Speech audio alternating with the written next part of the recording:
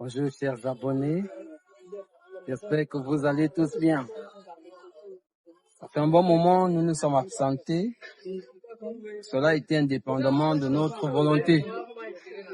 Voilà, aujourd'hui nous sommes de nouveau présents sur cette chaîne. Nous allons vous apporter, n'est-ce pas, une stratégie, sinon une solution, n'est-ce pas, face aux problèmes que nous faisons au quotidien. Vous savez, nous qui nous sommes déjà habitués au téléphone Android, au smartphone, il arrive des moments où nous sommes confrontés à certaines difficultés, notamment celle de la décharge rapide de notre téléphone. Autrement, il arrive des moments où votre téléphone, vous l'avez mis en charge et la batterie est pleine. Donc, la batterie est bien chargée et vous voyez le pourcentage 100%. Subitement, vous êtes en train de manipuler votre téléphone s'éteint. Quoi faire?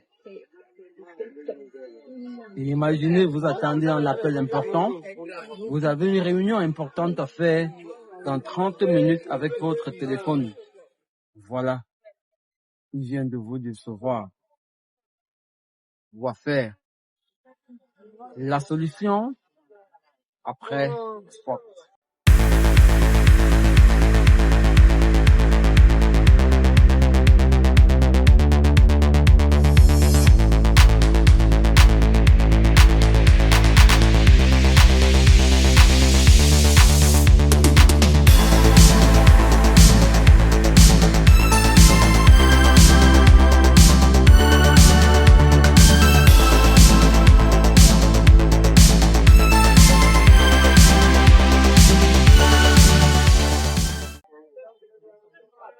Ok, comme je le disais tout à l'heure, imaginez-vous, vous êtes en train de manipuler votre téléphone et il s'éteint subitement. Pourtant, votre batterie est pleine.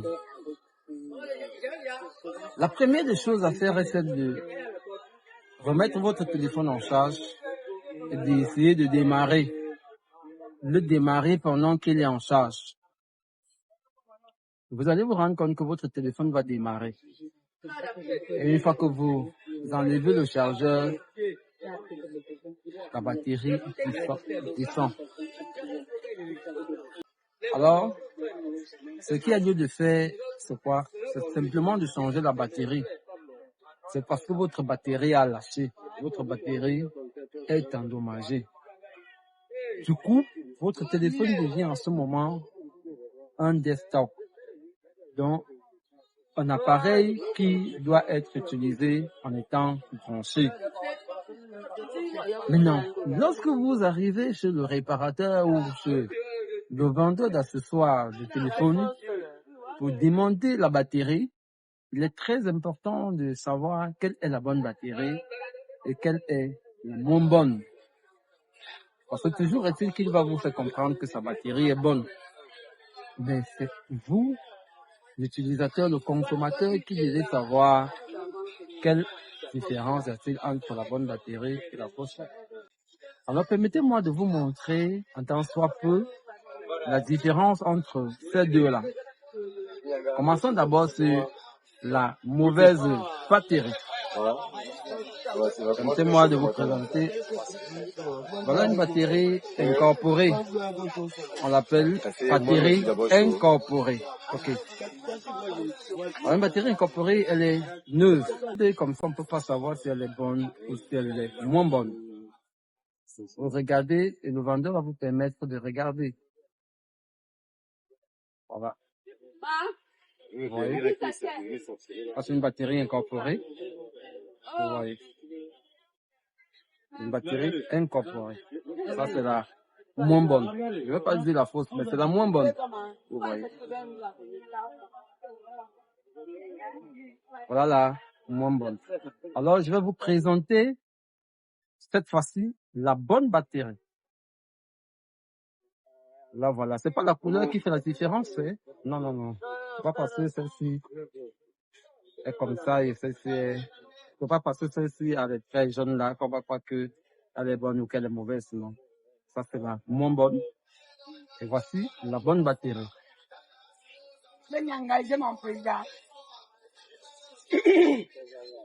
Vous voyez, regardez bien cette batterie. Regardez bien cette batterie. Vous voyez.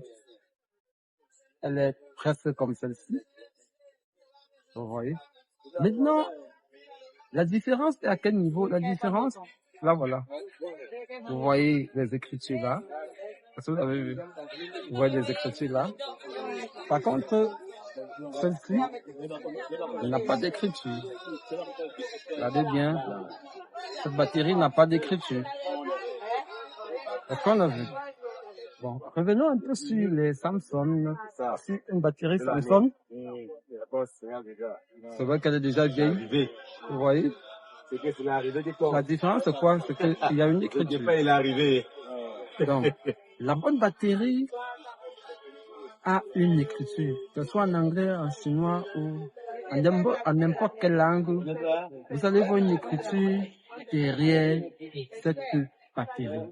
Une fois que vous avez vu cette écriture, rassurez-vous, celle-là peut durer mieux que celle sans écriture.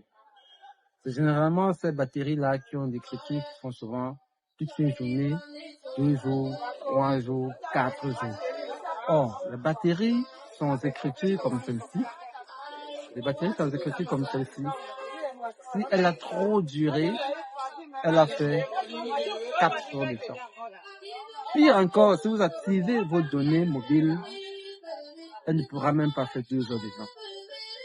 Et les batteries d'origine, ne vous en faites pas, vous n'allez pas les trouver dans les boutiques. Les batteries d'origine sont généralement celles qui ont été enlevées dans des téléphones endommagés.